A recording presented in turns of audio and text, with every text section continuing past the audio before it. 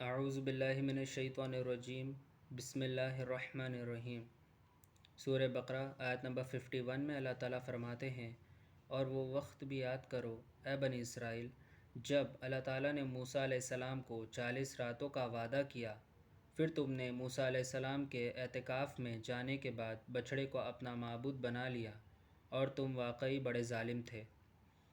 آیت نمبر 52 میں اللہ تعالیٰ فرماتے ہیں، پھر اللہ تعالیٰ نے تمہیں اس کے بعد بھی معاف کر دیا تاکہ تم شکر گزار ہو جاؤ۔ آیت نمبر 53 میں اللہ تعالیٰ فرماتے ہیں، اور جب اللہ تعالیٰ نے موسیٰ علیہ السلام کو حق اور باطل میں فرق کرنے والا معجزہ عطا کیا، توریت عطا کی، تاکہ تم سیدھے راستے ہدایت پر آ جاؤ۔ آیت نمبر 54 میں اللہ تعالیٰ فرماتے ہیں، اور جب موسیٰ علیہ السلام نے اپنی قوم سے کہا، بے شک تم نے بچھڑے کو اپنا معبود بنا کر اپنے جانوں پر بڑا ظلم کیا ہے، تو اب اپنے پیدا فرمانے والے پالنے والے حقیقی رب کے سامنے توبہ کرو، بس آپس میں ایک دوسرے کو قتل کر ڈالو، اس طرح کے جنہوں نے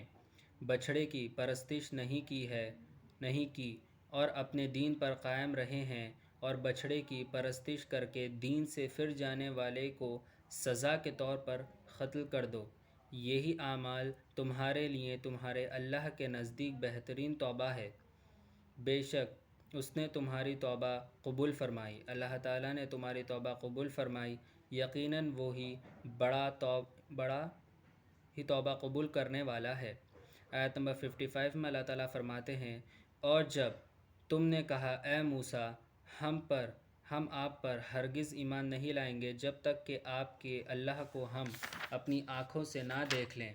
بس اس پر تمہیں ایک بجلی نے آ پکڑا جو تمہاری موت کی وجہ بن گئی، اور تم خود یہ منظر دیکھ رہے تھے۔ آیت نمبر 56 میں اللہ تعالیٰ فرماتے ہیں، پھر اللہ تعالیٰ نے تمہارے مرنے کے بعد تمہیں دوبارہ زندہ کر دیا، اس لیے کہ تم ہمارا شکر ادا کرو، اللہ تعالیٰ کا شکر ادا کرو۔ آیت نمبر 57 میں اللہ تعالیٰ فرماتے ہیں، اور یاد کرو وہ دن جب اللہ تعالیٰ نے تم پر بادل کا سایہ کیے رکھا، اور اللہ تعالیٰ نے تم پر من و سلویٰ اتارا، من و سلویٰ مطلب آسمان سے کھانا اتارا،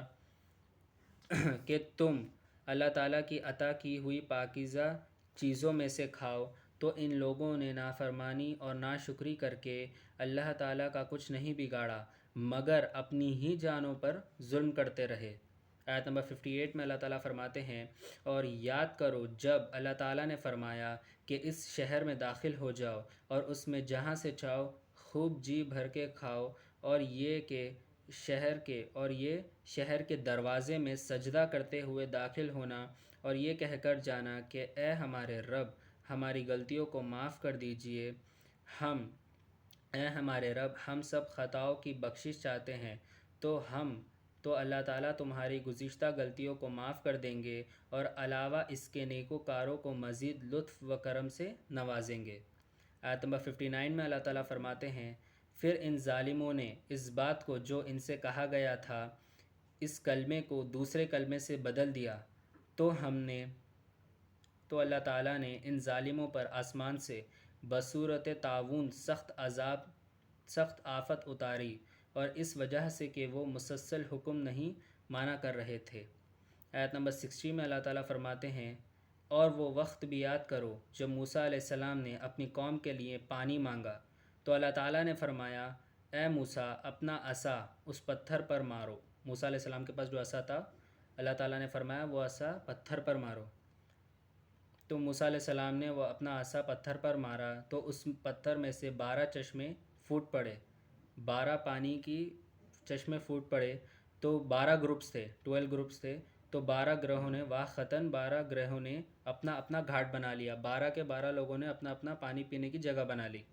اللہ تعالیٰ نے فرمایا، اللہ کی عطا کی ہوئی رزق میں سے کھاؤ اور پیو، لیکن زمین میں جھگڑے نہ کرتے پھرو۔ آیت نمبر 61 میں اللہ تعالیٰ فرماتے ہیں، اور جب تم نے کہا، اے موسیٰ ایک کھانے یعنی من و سلویٰ کھا کھا کر ہم تھک چکے ہیں، ہم بالکل من و سلویٰ پر صبر نہیں کر سکتے، آپ اپنے رب سے ہمارے لیے دعا کیجئے کہ وہ ہمارے لیے زمین سے اگنے والی چیزوں میں سے ساگ، ککڑی، گیہوں، مسور کی دال، پیاز پیدا کر کے دے۔ موسیٰ علیہ السلام نے فرمایا، کیا تم اس چیز کو جو معمولی ہے بہتر چیز کے بدلے میں مانگتے ہو؟ اگر تمہاری یہی خواہش ہے تو کسی بھی شہر میں جاؤ اور یقیناً وہاں تمہارے لیے وہ سب کچھ ہوگا جو تم مانگتے ہو، اور ان پر ذلت اور محتاجی مسلط کر دی گئی۔ وہ اس وجہ سے ہوا کیونکہ وہ اللہ کی آیتوں کا انکار کیا کرتے تھے اور نبیوں کو ناحق قتل کرتے تھے، اور یہ اس وجہ سے بھی ہوا کہ وہ نافرمانی کیا کرتے تھے اور ہمیشہ حد سے بڑھ جاتے تھے۔ آیت نمبر 62 میں اللہ تعالیٰ فرماتے ہیں،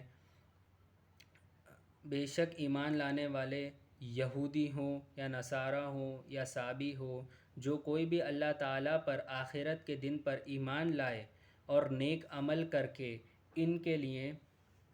نیک عمل کرے، ان کا اجر ان کے رب کے پاس ہے، اور ان پر نہ کوئی خوف ہے اور ان پر نہ کوئی اداسی۔ آیت نمبر 63 میں اللہ تعالیٰ فرماتے ہیں، اور یاد کرو جب اللہ تعالیٰ نے تم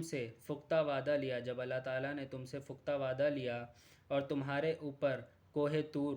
جو پہاڑ تھا کوہ طور، کھڑا کیا کہ جو کچھ اللہ نے تمہیں دیا ہے اس سے مضبوطی سے پکڑ لو، اور جو کچھ اس کتاب یعنی توریت میں لکھا ہے اسے یاد کرو تاکہ تم پرہیزگار بن جاؤ۔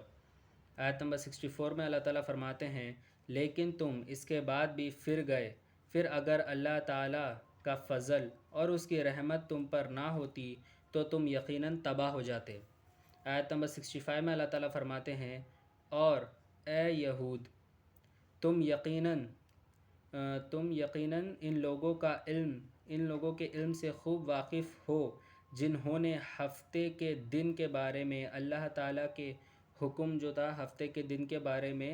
سرکشی کی، بدمعاشی کی، تو اللہ تعالیٰ نے فرمایا کہ تم ٹھکرائے ہوئے بندر بن جاؤ، اور یہ بندر بن گئے، پھٹکارے ہوئے بندر بن جاؤ۔ آیت نمبر 66 میں اللہ تعالیٰ فرماتے ہیں، اللہ نے اس واقعے کو اس کے بعد کے لوگوں کے لیے لیسن لینے والا ایک عبرت بنا دیا، پرہیزگاروں کے لیے وارننگ بنا دیا۔ آیت نمبر 67 میں اللہ تعالیٰ فرماتے ہیں، جب موسیٰ علیہ السلام نے جب اپنی قوم کے سامنے فرمایا کہ بے شک اللہ تمہیں حکم دیتا ہے کہ تم ایک گائے ذبح کرو، تو وہ بولے، کیا ہمیں مسخرہ بناتے ہو؟ تو موسیٰ علیہ السلام نے فرمایا، اللہ کی پناہ مانگتا ہوں تم جاہلوں سے، کہ میں تم جاہلوں میں ہو جاؤں۔ آیت نمبر 68 میں اللہ تعالیٰ فرماتے ہیں، اب انہوں نے کہا، آپ اپنے رب سے دعا کریں کہ وہ ہم پر کلیئر کر دیں کہ وہ گائے کیسی ہو۔ تو موسیٰ علیہ السلام نے کہا، بے شک اللہ فرماتا ہے کہ نہ وہ بڈھی ہو اور نہ بالکل کم عمر بلکہ درمیانی عمر کی گائے ہو، بس اب تعمیل کرو، جاؤ ذبح کرو ڈھونڈ کے۔ آیت نمبر 69 میں اللہ تعالیٰ فرماتے ہیں، وہ پھر کہنے لگے کہ اے موسیٰ اپنے رب سے دعا کریے کہ وہ ہمارے لیے اور کلیئر کر دیں کہ اس گائے کا رنگ کیا ہے۔ تو موسیٰ علیہ السلام نے فرمایا کہ اللہ حکم دیتا ہے کہ وہ گائے کا رنگ زرد رنگ کی گائے ہو، پیلی رنگ کی گائے ہو، اس کا رنگ خوب گہرا ہو، مطلب ڈارک یلو ہو، اور وہ دیکھنے والوں کو بہت اچھی لگے۔ آیت نمبر 70 میں اللہ تعالیٰ فرماتے ہیں، اب انہوں نے کہا، اے موسیٰ آپ اپنے رب سے ریکویسٹ کریے ہمیں کہ وہ ہمیں اور کلیئر کر دیں کہ وہ گائے کون سی ہے، کیونکہ ہم پر گائے مشتبہ یعنی شک ہو گیا ہے، گائے پہ ان کو شک ہو گیا ہے، تو اس لیے ہمیں کلیئر بتا دیں کہ وہ گائے کون سی ہے، اور یقیناً اللہ نے چاہا تو ہم ضرور گائیڈڈ ہو جائیں گے، ہدایت یافتہ ہو جائیں گے۔ صدق اللہ العظیم و صدق مولانا رسولہ الکریم۔